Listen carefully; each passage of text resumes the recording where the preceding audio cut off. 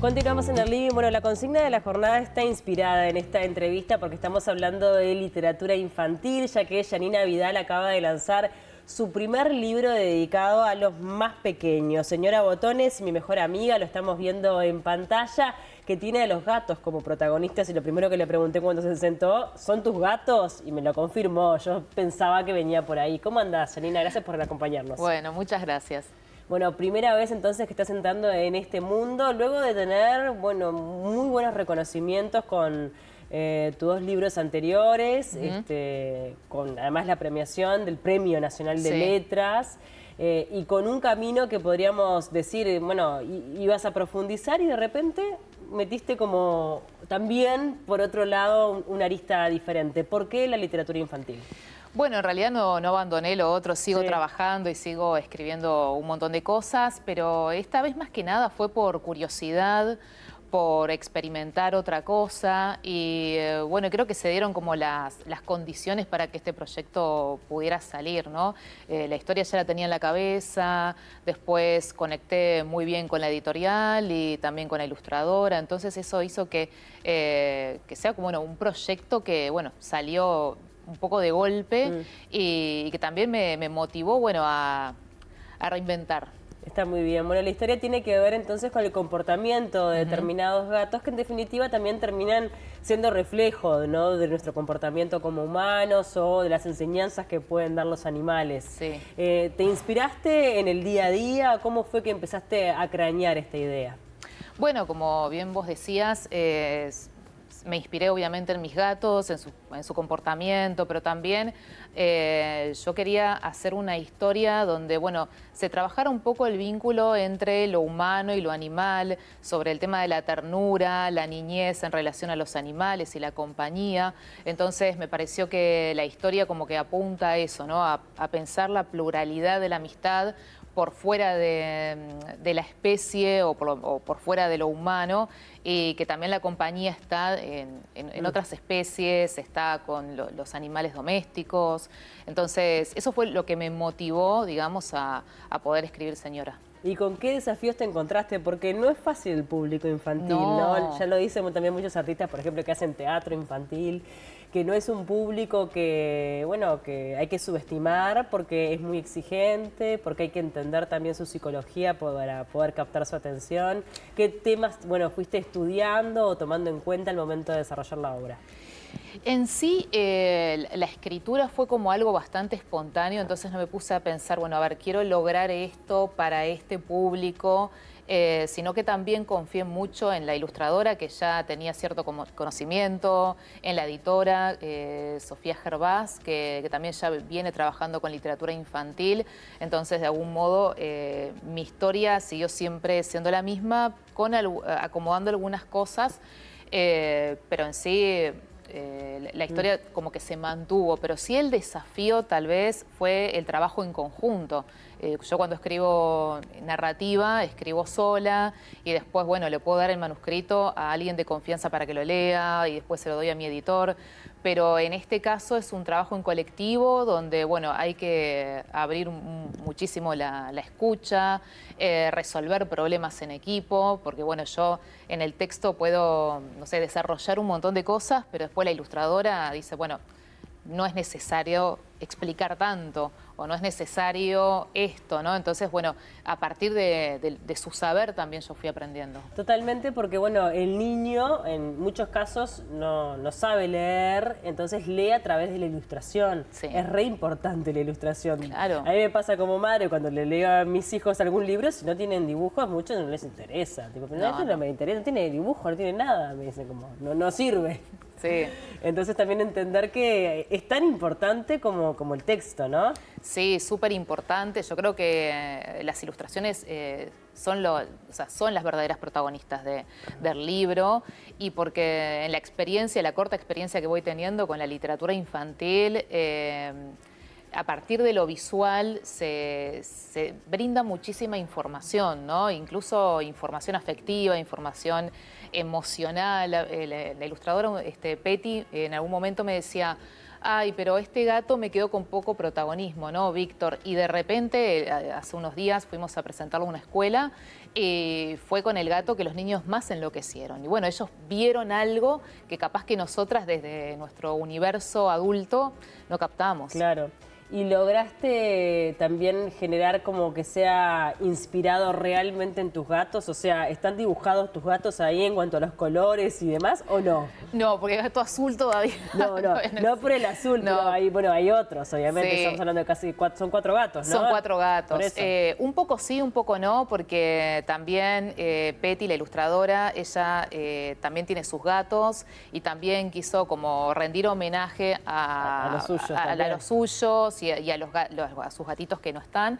Entonces también fue como inspiración entre los míos y los de ella y bueno, y también la caracterización de los personajes, digamos, como para que cada uno tenga su impronta. ¿Y cómo está siendo recibido por los más chiquitos? Recién me contabas de esta experiencia, ¿no? Que tuvieron fueron a una escuela. Sí, sí. Que me parece también súper rico. ¿Cuál es esa evolución, ese feedback que dan los niños?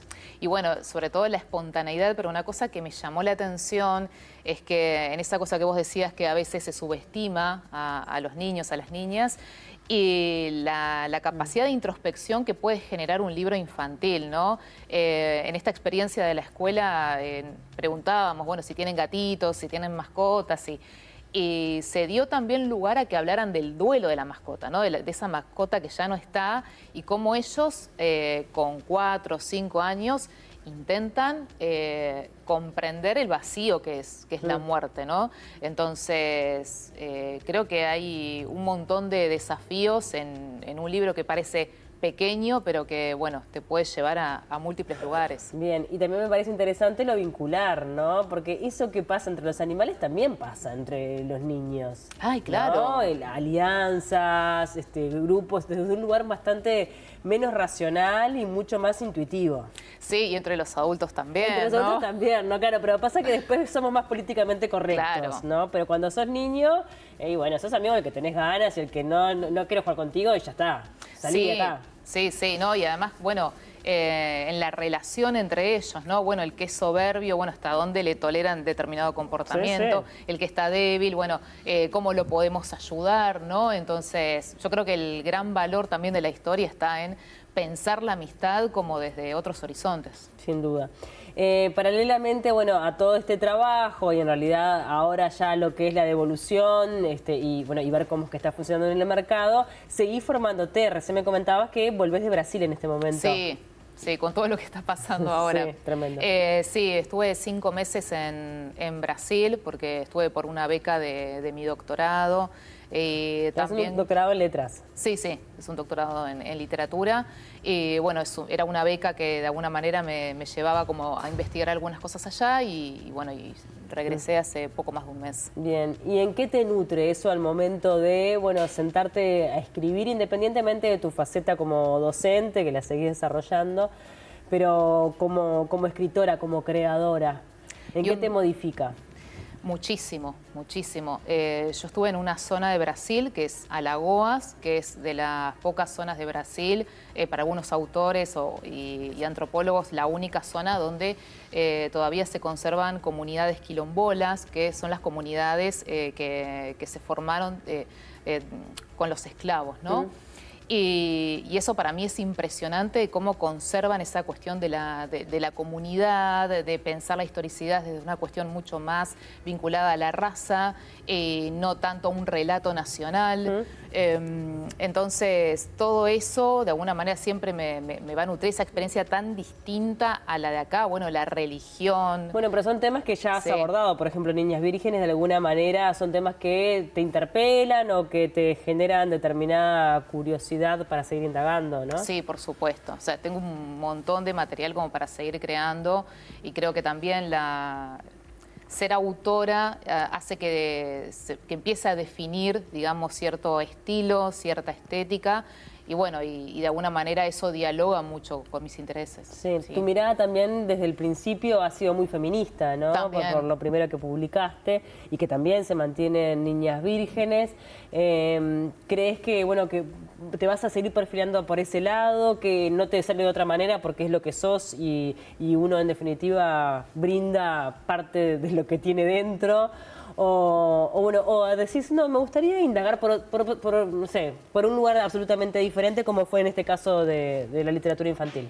Sí, en este caso lo tomo más como un juego. No quiere decir que no me lo tome en serio, pero en el caso tal vez de la narrativa y ahora que estoy escribiendo como yéndome a una cosa más de crónica y de no ficción, es como que por un lado no dejo de ser yo y no dejo de tener una perspectiva desde el lugar de mujer, ¿no?